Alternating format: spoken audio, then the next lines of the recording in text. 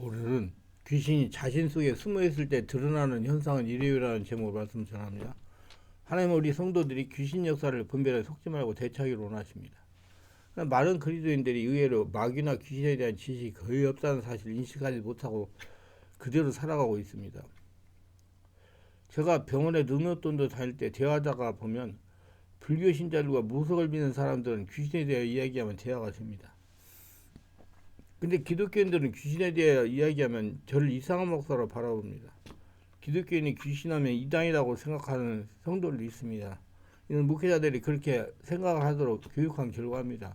귀신 이야기하면 이단이라고 말하고 아는 대로 그렇게 말하고 하는 행동에 대한 근본은 있습니다. 원인은 귀신이 쫓던 암흑의 목사를 교계에서 이단이라고 정죄를 했습니다. 이를 한 단계 깊고 신중하게 알아보면 귀신 쫓는 것이 이단이 아니라 귀신을 무속신에게 결부시켜서 이단이 된 것입니다. 바르게 알지 못하고 귀신을 쫓는 것이 이단이라고 인식해가지고 아예 귀신에 대해 관심을 멀리하는 것입니다. 잘못하면 이단이라고 정죄를 당하니 아예 귀신 축사를 기피해버리는 것입니다.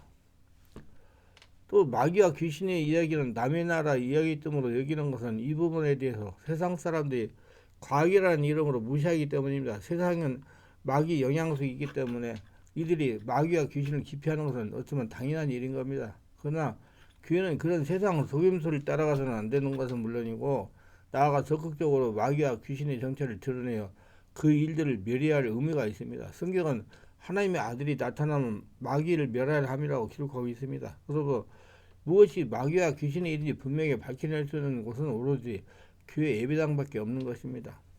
그리스도인에게 우선으로 해야 할 일이 마귀와 귀신의 영향을 제대로 인식할 수가 있어야 한다는 사실입니다.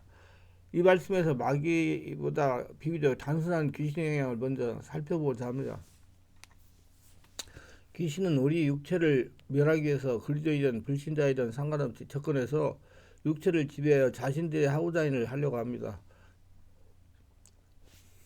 귀신은 삼킬자를 찾기 위해 두루다니면서 많은 사람들에게 영향을 끼칩니다. 그리고 기회를 엿보면서 종으로 삼을 사람이 어떤 깊은 상처를 받는 사건이 일어나면 그를 발판으로 들어오게 됩니다. 귀신은 무작위로 사람들에게 영향을 줍니다. 이것은 침탈 가능성이 엿보기 위해서 시험하는 것인데 마귀의 시험에 대해서는 성경의 여러 부분에서 기록하고 있지만 귀신의 시험에 대해서는 다른 부분이 별로 없습니다. 성경은 이 부분에 대해서 거의 치고하지 않으며 귀신 들리게 되는 배경이나 과정에 대해서 자세히 다루고 있지 않습니다. 단순히 하나님의 영광을 위해서 귀신 들리게 될 수 있음을 지적하고 있는 정도입니다.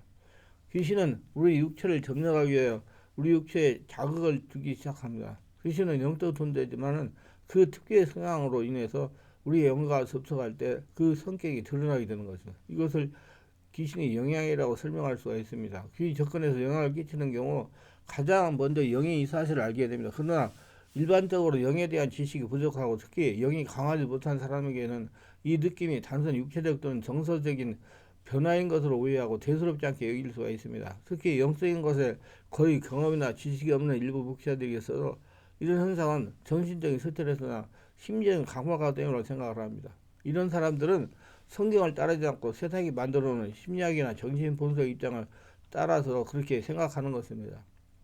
귀신이 영향을 받으면 우선 자신에게 영향을 주는 귀신이 존재가 지니고 있는 특수한 영적 분위기가 자신에게 전달되어 옵니다. 그렇게 되면 영적 감각이 무뎌지기 시작하는데 귀신은 우리 몸을 점령해서 육신을 파괴하기 위한 목적이기 때문에 몸이 무기력해지고 답답하기 시작합니다. 귀신이 영향을 받는 사람은 자주 어두운 분위기에 휩싸이며 까다로운 것이 기분이 가라앉고 자주 우울해지며 나태해지며 그 강도가 점점 심해집니다. 자주 불안해지고 초조해지며 식은땀이 나는 전리를 경험합니다. 알 수 없는 어떤 영적 존재가 되어버리는 검은 물체나 기운이 자신을 향해서 스며들거나 다가오는 것까지 느껴지기 시작하며 잠들기 직전 가인을 같은 답답함을 느끼며 심해지면 바람과 같은 차가운 기운이 스며들거나 어두운 물체가 자신의 몸속으로 들어온 걸 느껴집니다. 실제로 귀신이 들어오면 이 감각은 실제화되어 몸이 마비되고 악내의 바람처럼 마비에 흡입기에 빨려 들어간 것 같이 자신 몸에 그 영향을 빨아들이는 것을 느낍니다. 자성에 침투할 때 마치 공포 영화나 전설의 고향에서 듣던 효과음 같은 음산하면서 뱀이 지나가는 싹싹 하는 소리가 들리기도 합니다. 시골 황량한 바람 소리처럼 그렇게 스산한 분위기를 자아냅니다. 때로는 이와 반대로 매우 화려하고 밝은 분위기 속에서 아주 신비한 현상을 하는 존재가 다가오는데 그 얼굴은 결코 형체를 알아볼 수 없습니다. 밝은 분위기는 빛으로 인해 밝은 것이 아니라 인위적인 조명으로 인해 밝은 것 같습니다. 주님 임재나 천사가 등장할 때 나타나는 밝음은 그 조명이 어떤 방향을 지니고 있지 않으며 밝음 속에 그냥 파묻혀 있는 것 같은데 귀신이 가장에서 보여주는 밝음은 무대 조명과 같이 느껴지며 그 밝음은 깊이가 없으며 외부에서 비춰주는 밝음입니다. 주님의 밝은 방향도 없으며 주님 자체가 빛이시므로 그곳에서 퍼져나오는 밝음은 세상의 빛과 분명히 다르다는 느낌을 받습니다.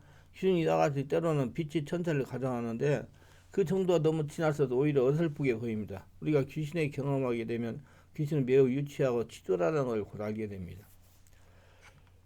마귀와 달리 귀신은 무척 어설픕니다. 그 행위가 유치하며 천박합니다. 고상한 면이 거의 없으면 마치 삼류 연예인들 화장실 가서 품격이 떨어지고 화려하고 원색적이어서 그 위장이 곧 드러나게 됩니다. 주님을 경험하지 못한 사람이 이런 화랑이 오히려 눈을 끄는 대단한 것처럼 여길 수가 있는 것입니다. 그 진짜를 경험하게 되면 얼마나 유치하고 조잡한지를 알게 됩니다. 고귀한 인격을 만나지 못하면 그 삶이 천박해지고 어설퍼지고 본능적이 되는 것 같습니다. 인격이 당금질하면 겉은 삶을 사는 하루층처럼 귀신은 그렇게 천박이기 때문에 귀신이 영향을 받게 되면 행동이 천박해지고 본능적이 됩니다. 겉으로 보면 인격적인 사람 같은데 실제로 삶을 들여다보면 본능적이고 동물적인 삶을 사는 사람이 많습니다. 이 영향을 받으면 삶의 태도가 겉으로 선박해지기 시작합니다. 언어가 겉으로 행동이 지저분하며 가치관이 속물처럼 변하기 시작합니다. 이 영향은 그에 다가와 있는 영적 존재의 직무 무언에 따라서 다르게 나타날 수가 있습니다.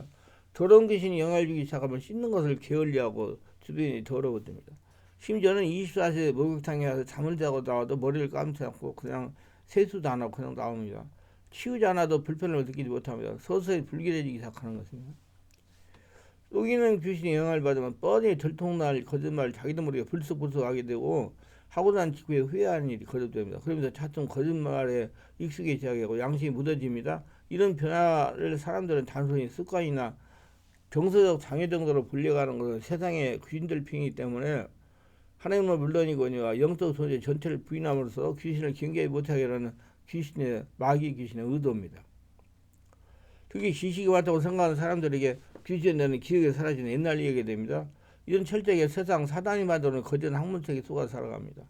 이 지성인이 취할 태도라고 여기기 때문이죠. 높은 차원의 마귀는 세상 학문을 장악해서 그들이 의도하는 방향으로 사람들이 몰아갑니다. 철저히 하나님을 부인하고 영의 세계를 부인하도록 하는 겁니다. 이런 사단의 의도에 다수의 목회자들이 휘말려 영의 일에 깊이 관여하는 걸 두려워하게 됩니다. 아예 관심을 안 가져요. 지금 젊은 분들이 아마 그 관심 갖는 분들이 얼마 안 될 거예요. 귀신이 영향을 받는 사람은 자주 거짓 영적 경험들을 하게 됩니다. 그걸 성령께 주시는 것으로 착각하고 분별하고 하지 않고 그냥 받아들이며 그리고 막 자랑을 해요. 대단한 것처럼. 성인이 나타나는 것과 영령의 영향을 구분하지 못하기 때문에 모든 영적 경험을 다 받아들이게 됩니다.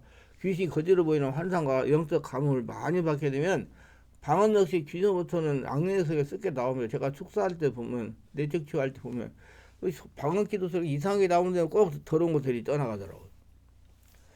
귀신 영향을 받는 사람은 자신이 그걸 구분하기는 결코 쉽지 않습니다. 초기에는 영적 지휘나 경험이 없기 때문에 구분하지 못하며 그 후에는 귀신이 이미 자신적이 잠재되어 있기 때문에 떨쳐낼 수 없어요. 제가 이렇게 그래서 자꾸 유튜브에 책에 이렇게 영적인 글을 써가지고 설교도 하고 책도 출판하는 겁니다. 왜? 영적인 책을 알아야 우리가 예수 믿는 사람들이 하나님 나라를 만드는 군사가 될 수 있기 때문에 귀신의 초기 단계는 영향을 받는 단계는 대수롭지 않게 여길 수 있지만은 위험하며 그대로 방치하면 귀신이 들리는 불행각에 오게 되는 것입니다. 귀신의 영향을 받는 사람은 영을 분별하는 능력을 지닌 사람이 가면 그 증상이 나타나기 시작하며 교회 안에는 반드시 영을 분별하는 능력을 지닌 사람이 있기 마련입니다. 그러나 단목회자가 그 사실을 알지 못하며 이런 분야를 관여하지 없기 때문에 귀신의 영향을 받는 사람뿐만 아니라 육체에 질병이 들거나 마음의 상처를 지는 사람이 고아처럼 버려진 상태에 있는 것입니다. 우리 영적인 것들을 알고 자기 자신을 진단해보고 내가 지금 귀신 영향을 받고 있는가 바로 깨달아가지고 치료를 하려고 쫓아내려고 해결하려고 노력하세요. 그래요. 자기가 관심을 가지고 인정해야 치유가 되기 때문입니다. 기도합니다. 오늘도 저희 설교를 끝까지 시청하신 분들을 축복해서 특별하게 구독, 좋아요, 알람 설정, 공유하신 분들을 기억하시고 성령 영화를 열어 영적 세계를 알게 하시고 더러운 영으로 자신을 보호하며 귀신을 쫓아내는 하나님의 군사가 되어 평생 하나님과 동행하며 하나님의 살아계신 성전이 되어 복을 축복을 하나님의 복을 거둬들이며 살아가옵소서. 예수님의 이름으로 기도합니다. 아멘.